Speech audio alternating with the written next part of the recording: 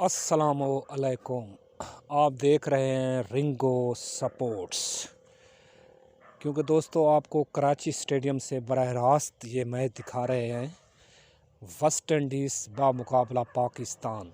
और गेंद कराई और आउट होने का खतरा, खिलाड़ी ने कैच छोड़ दिया और मिड विकेट के ऊपर से कैच था और खिलाड़ी ने कैच छोड़ दिया वेस्ट इंडीज़ खिलाड़ी का। क्योंकि दोस्तों बड़ी अच्छी बैटिंग कर रहे हैं वेस्ट इंडीज़ ही। क्योंकि अगर हमारे चैनल को सब्सक्राइब नहीं किया तो बराए मेहरबानी हमारे चैनल को सब्सक्राइब कर दें। तो खेल दिया और मिड विकेट के ऊपर से और 6 रन्स के लिए बड़ा अच्छा स्ट्रोक था। क्योंकि T20 मैच कराची स्टेडियम से आप बराह रास्त देख रहे हैं। अगर हमारे चैनल को देखते रहेंगे तो हम आपको अच्छी वीडियो दिखाते रहेंगे और सही चैनल का इंतखाब किया है आपने।